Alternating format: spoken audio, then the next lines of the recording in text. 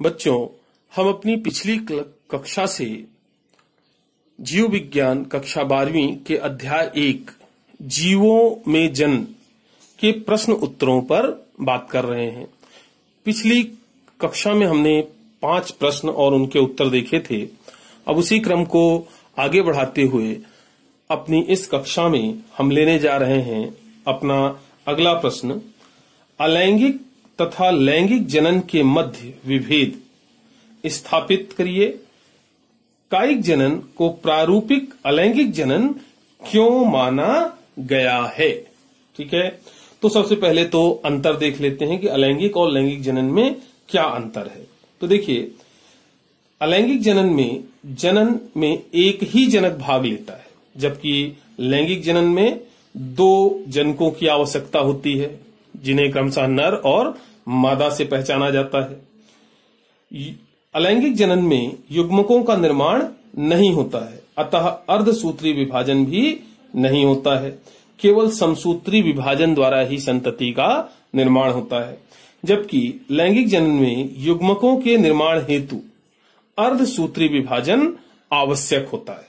ठीक है, अलैंगिक जनन में युग्मकों का संलयन नहीं होता है, जबकि लैंगिक जनन में युग्मकों का संलयन निषेचन होता है ना। इसे जनन का आवश्यक पद है। संलयन जो है अर्थात निषेचन लैंगिक जनन का आवश्यक पद होता है, और ये क्रिया अलैंगिक जनन में नहीं होती। अलैंगिक जनन संतति आकारिकी और आनुवांशिकी रूप से जनक के समान होती है। मतलब जो संतानें हैं वो जनक की हूबहू प्रति होती हैं, कॉपी होती हैं, जबकि अलैंगिक जनन में संतति आनुवांशिक रूप से दोनों जनकों से भिन्नता प्रदर्शित करती है। मतलब अपने माँ बाप दोनों से अलग होती है, क्योंकि क्रॉसिंग ओवर व युग्मकों के यादृच्छिक संलयन से नए गुणों का जन्म होता है। तो लैंगिक जनन से निर्मित संतति ना तो आपस में समान होती है और ना ही जनकों से पूर्णतः समान होती है। जैव विकास में अलैंगिक जनन की भूमिका नगण्य या गौण है, क्योंकि यहाँ पर जो लक्षण है वो पीढ़ी दर पीढ़ी एक से बने रहते हैं। नए लक्षणों के उत्पन्न होने की संभावना नगण्य होती है, जबकि लैंगिक जनन में जैव विकास में महत्वपूर्ण भूमिका निभाता है। क्यों? क्योंकि क्रॉसिंग ओवर इत्यादि क्रियाओं के द्वारा सदैव नए नए लक्षण उत्पन्न होते रहते हैं।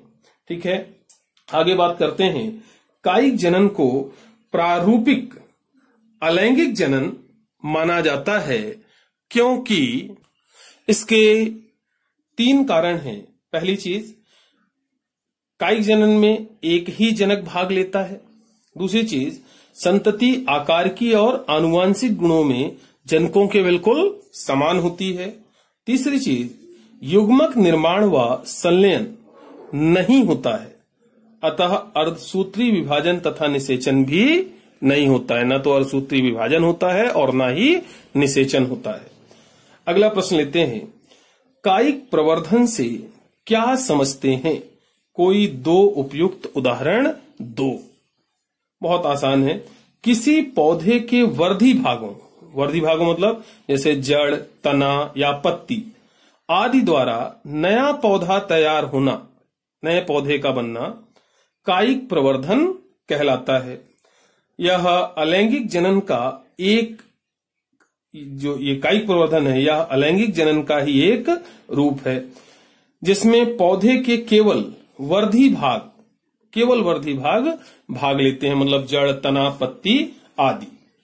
जैसे भूमिगत तने आलू, कंद की आंखों जो पर्व संधियों का हासित रूप है में कलिकाएं होती हैं, जो नए पौधे को जन्म देती हैं। आलू जो है वो भूमिगत तना है, उसमें आंखें रहती हैं और वही आंखें नए पौधे को जन्म देती हैं। अदरक, अरबी में भी इसी प्रकार का प्रजनन होता है, जैसा कि आलू में। ब्रायोफिल्लम की पत्ती भी वर्धी जनन या कायिक प्रवर्धन का एक अच्छा उदाहरण है। इसमें पत्तियों से नए पौधे उत्पन्न होते हैं। इसकी पत्ती पर उपस्थित अपस्थानिक कलिकाएं नए पौधे को जन्म देती हैं। ब्रायोफिल्लम की पत्तियों पर अपस्थानिक कलिकाएं पाई जाती हैं, जो कि नए पौधे को जन्म देती हैं। चलिए अब अगला प्रश्न लेते हैं। किशोर चरण की व्याख्या करें। किशोर चरण क्या है ना, उसे समझाएं। तो बहुत आसान है। जन्म के तुरंत बाद जीवों में लैंगिक परिपक्वता नहीं होती है, मतलब वो संतान उत्पन्न करने में सक्षम नहीं होते हैं। जन्म से लेकर लैंगिक परिपक्वता प्राप्त करने का वृद्धि व विकास काल किशोर चरण कहलाता है ना। किसी भी जीव के जन्म से लेकर के उसमें लैंगिक परिपक्वता विकसित होने तक का जो समय है उसे कहा जाता है किशोर चरण। ठीक है। पौधों में इस किशोर चरण को वर्धी प्रावस्था कहते हैं। पौधों के लिए विशेष तौर से वर्धी प्रावस्था कहा जाता है। विभिन्न जीवों में किशोर चरण की जो अवधि है वो भिन्न भिन्न होती है। पौधों में अलग होती है, जंतुओं में अलग होती है। अलग अलग पौधों और अलग अलग जंतुओं में भी अलग अलग होती है। चलिए बच्चों, तो हम अपनी आज की क्लास को यहीं समाप्त करते हैं। अध्याय के अन्य प्रश्नों और उनके संभावित उत्तरों पर हम बात करेंगे अपनी अगली क्लास में। अभी के लिए बस इतना ही।